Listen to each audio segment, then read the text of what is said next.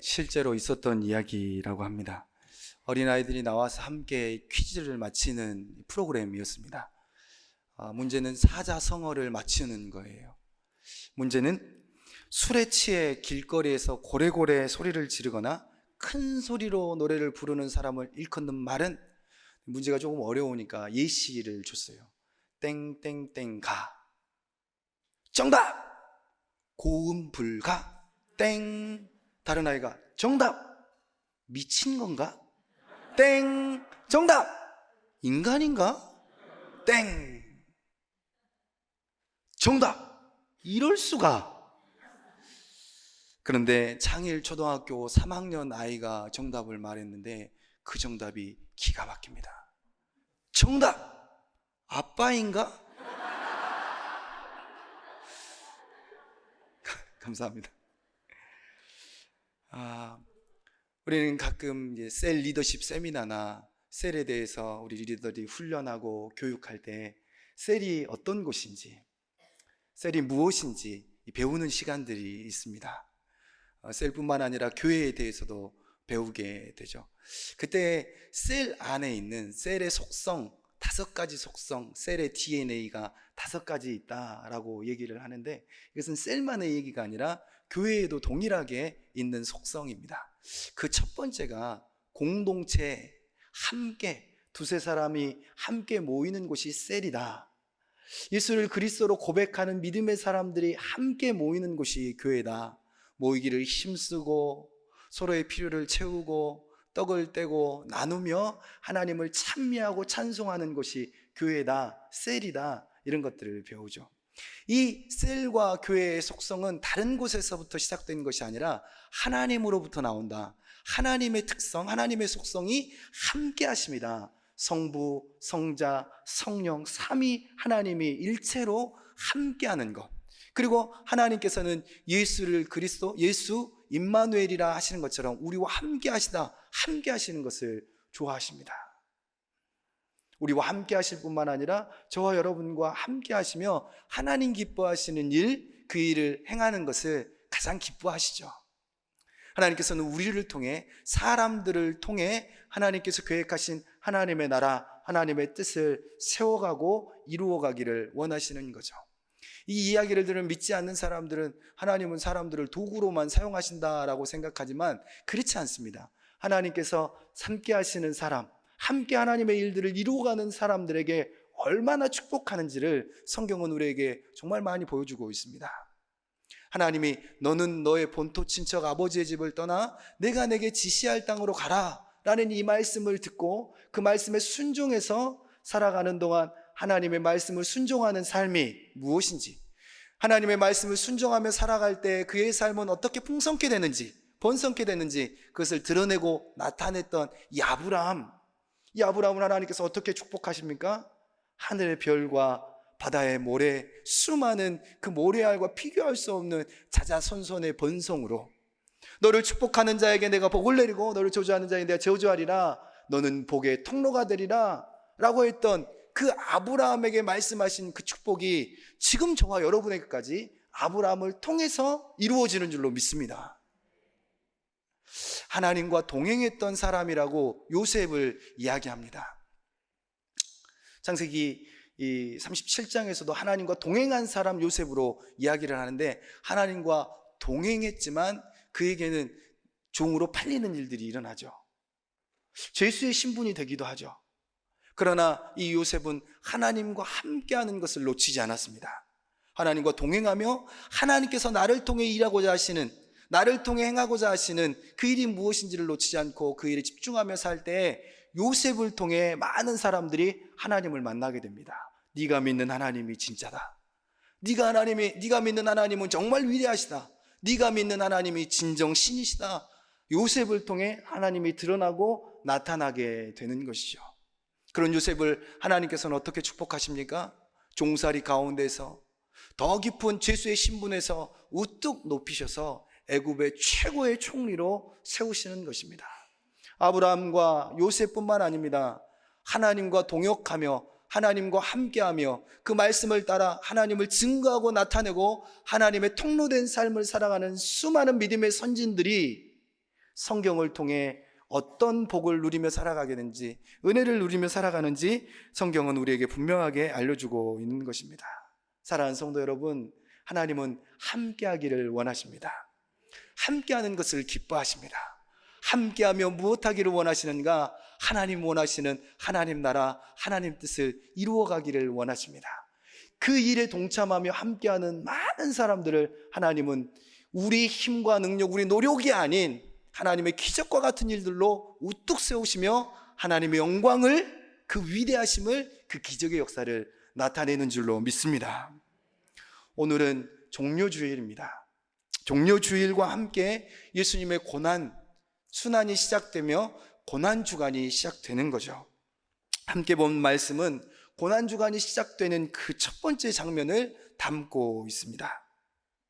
그 첫 번째 모습, 예수님께서 예루살렘으로 들어가시는데 예수님께서 어떻게 들어가시는가? 여러분, 예수님께서 공생의 사역을 하시고 난 다음에 예수님을 만나는 많은 사람들이 기적과 이적, 질병이 치료되고 눈이 열리고 안진뱅이가 일어나고 각종 귀신들이 쫓아나는 그 엄청난 일들을 만났습니다. 수많은 무리들이 그 예수님을 따라다니면서 예수님이 우리의 구주 되시겠다, 예수님이 우리의 왕 되신다 라고 칭송하며 수많은 무리들이 따라갔습니다. 이 즈음에 이제 정말 이 예루살렘 성전이 있는, 그리고 왕이 있는 이 예루살렘에 들어가시면 이제 그때가 되었다. 예수님께서 정말 왕이 되신다, 우리의 구세주가 되신다, 우리의 메시아가 되신다. 그분이 우리의 모든 문제를, 사망 권세를 깨끗하게 해결해 내실 것이다 라는 기대감이 많은 사람들에게 있었습니다. 그런데 예수님께서 이 마지막 그 예루살렘에서 왕이 되시려고 예루살렘에 입성하시는데 우리가 생각하는, 사람들이 생각하는 왕의 모습이 아닙니다. 왕이라면 모든 것들을 이겨낸 개선 장군처럼 우람한 이 말을 타고 이 예루살렘에 들어가실 것 같고, 주변에 많은 군사들이 호위하며 승리를 선포하고 마치 그 왕에 올라가실 것 같은데 예수님의 모습이 그렇지 않는 것입니다. 사람들의 상상과는 전혀 다른 모습으로 어떻게 예수님께서 예루살렘으로 입성해 가십니까? 나귀, 그것도 나귀 새끼를 타고 입성하시는 것입니다. 이건 사람들의 상상을 뛰어넘는 것이었습니다. 그러나 여러분, 오늘 우리가 함께 본 말씀은 왜 예수님께서 나귀도 아닌 나귀 새끼의 등에 타고 가시는지 그것을 알려주고 있는데 21장 4절 5절 말씀을 다 같이 한번 읽어보겠습니다. 시작.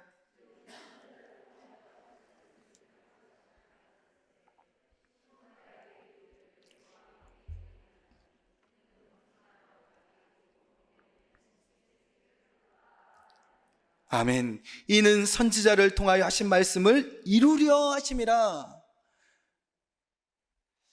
구주 메시아이신 예수 그리스도가 예루살렘에 입성해서 마지막, 어쩌면 사실은 감춰져 있지만 말씀했지만 믿지 않는 그 십자가의 사역을 앞두고 있을 때 예수님께서는 예언의 말씀, 약속된 말씀, 그 말씀대로 이루시는 사역들을 하고 있는 것입니다.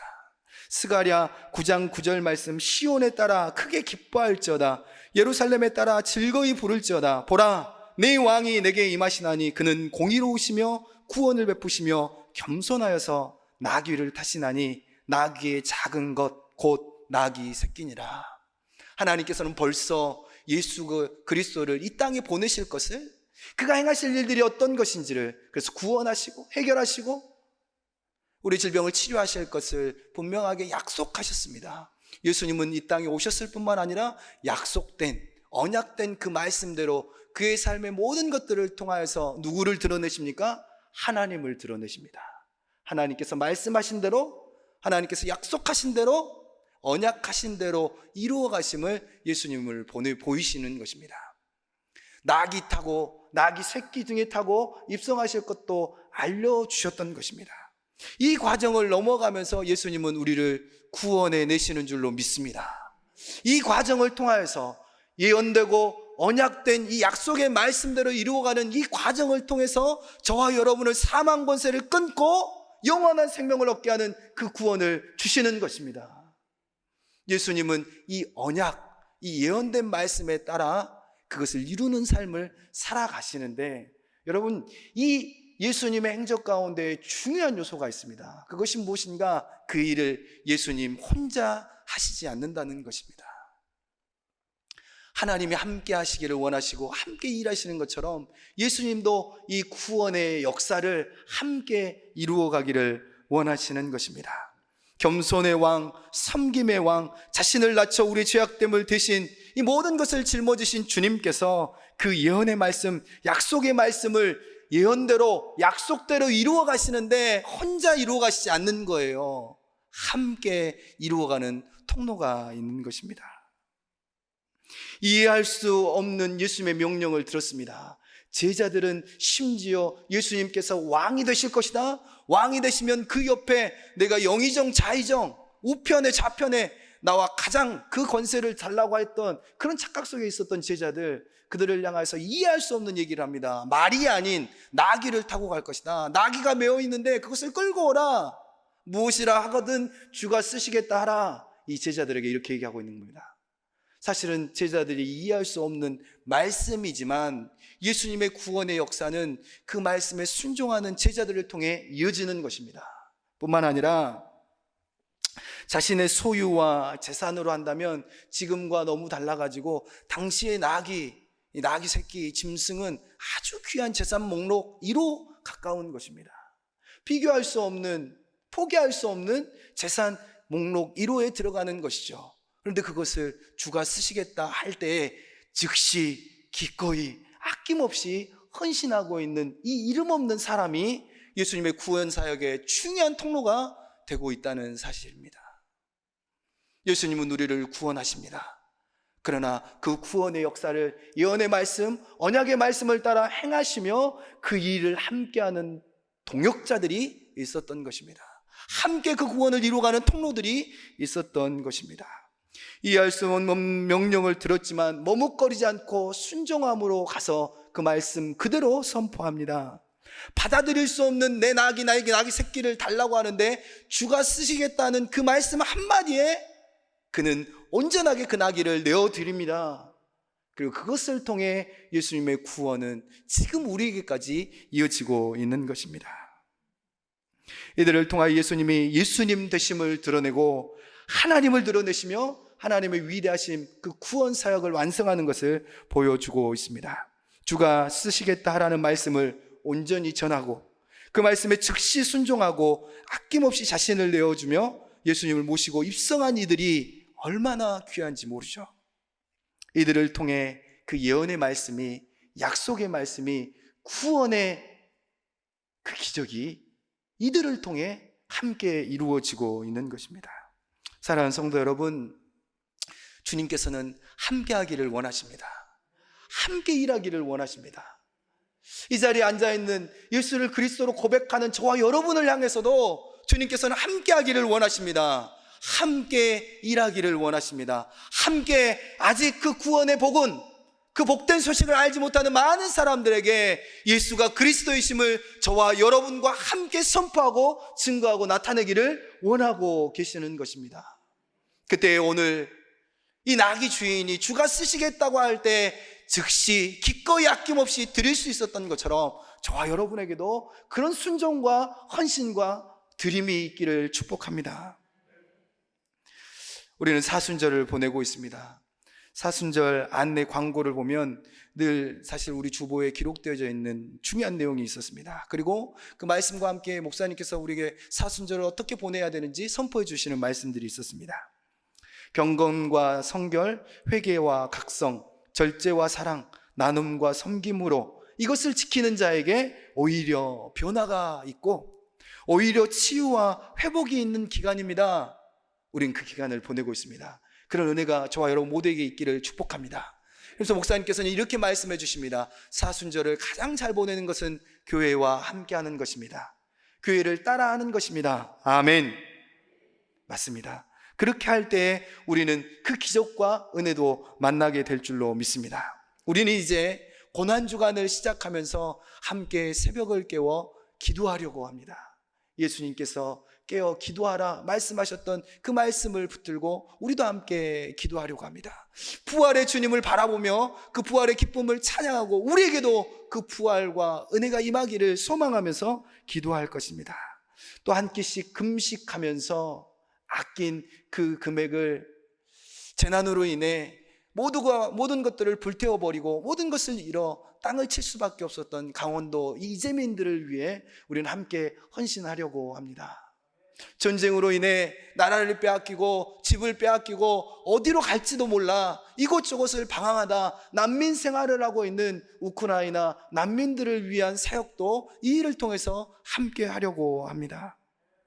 나귀 새끼, 그것은 절대 작은 것이 아니었습니다. 그에게는 어쩌면 전 재산일 수도 있었습니다.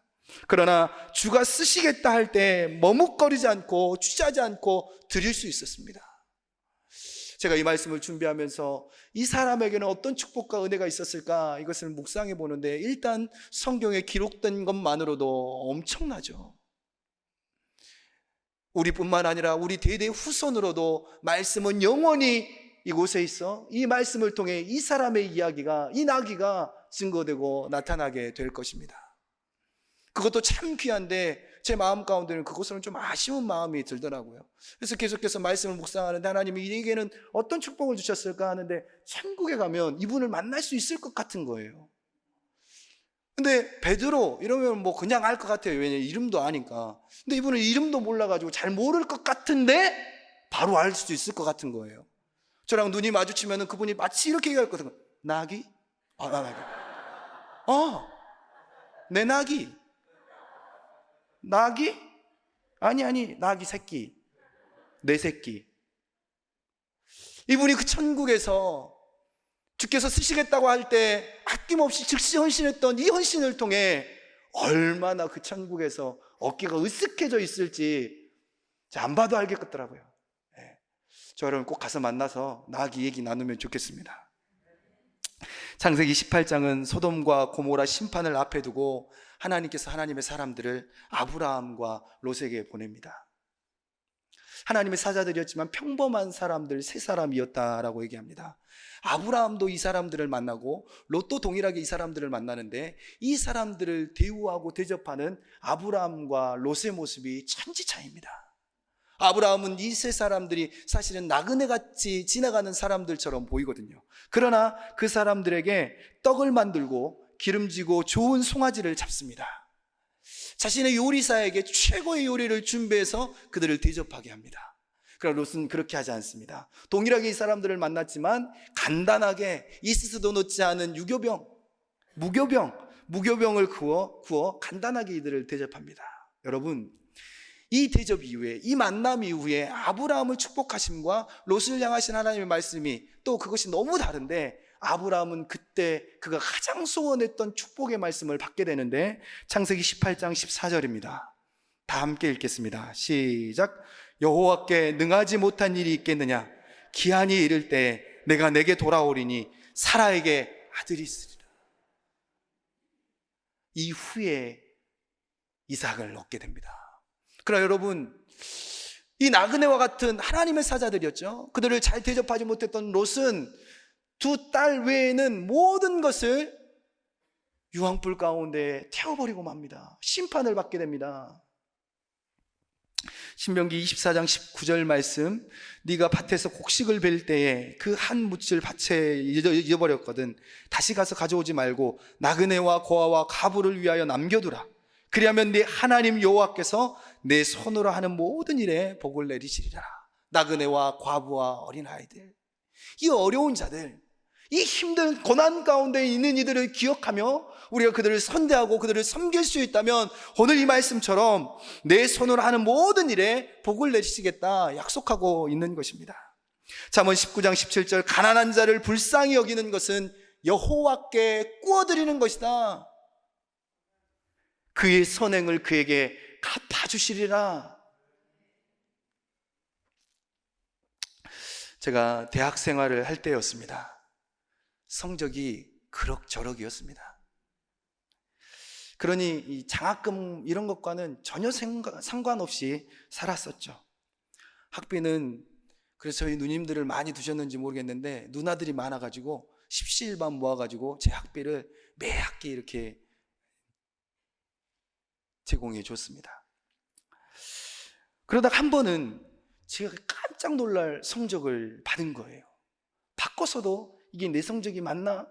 잘못된 것 아닌가? 그런 성적표를 받아든 거예요. 제가 그때 6과목을 수강했는데 한 과목은 A0이고 나머지 5과목이 A 플러스인 거예요.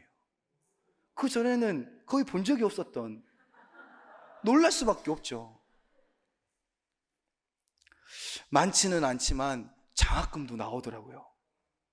얼마나 제 어깨가 으쓱해지던지 그동안 학비로 늘 후원해 주셨던 이 누님들도 굉장히 기뻤나 봐요. 밑 빠진 독에 물 붓기가 아니었구나, 이런 마음이 들었나 봐요. 얼마 되지 않지만 이 장학금을 어디에 쓰면 좋을까? 어떻게 할까? 그동안 나를 위해 애써준 우리 누나들 좋아하는 그 바지락 칼국수 마음껏 먹게 해줄까? 학비에 보탤까? 이런 생각들이 스쳐 지나갈 때, 근데 자꾸만 제 마음속에, 제 머릿속에 떠나지 않는 이 3명의 학생들이 있었습니다. 제가 처음으로 모교에서 교육전도사로 사역할 때 여름 사역, 여름 성경학교와 수련회를 위해서 그 일에 열심히 아르바이트 할 수도 있고 성적을 위해서 공부에 집중할 수도 있는데 그것들을 다 마다하고 아르바이트도 끊고 그것을 다 마다하고 이 사역에 저와 함께 전심으로 전력으로 함께 해줬던 이 3명의 대학생들이 있었던 것입니다. 자꾸 걔네들이 생각나면서 쟤네들 학비는 어떻게 할까? 이런 것들이 떠오르는 것이죠. 나도 장학금을 받았으니 장학금으로 주자. 그들에게 장학금을 나눠주면 좋겠다. 비밀리에 좋은 교회, 그때 그 교회, 송현교회 감사헌금 봉투에 이렇게 장학헌금이라고 적어가지고, 제가 적으면 또 들킬 것 같아가지고 저희 선배에게 부탁해가지고 그들의 이름 한나, 한이 이렇게 이름까지 적어가지고 꼭 이들에게 써주세요, 현금을 드렸습니다. 여러분들 표정을 보니 거의 저희 누님들 표정처럼 어두워지셨네요. 그 처음 받은 장학금, 그것을 홀랑 자기가 언제 받아왔다고 장학금으로 쓴다는 제가 우리 누님들 보기에는 얼마나 안타까웠을까. 근데 여러분, 나중에 제가 지나놓고 생각해 보니까요, 이후에 제가 신대원을 들어가고 신대원을 6번 학비를 내야 하거든요. 근데 생각해 보니까 한 번도 신대원 학비를 내지 않고 장학생으로 신대원을 다닐 수 있었던 거예요.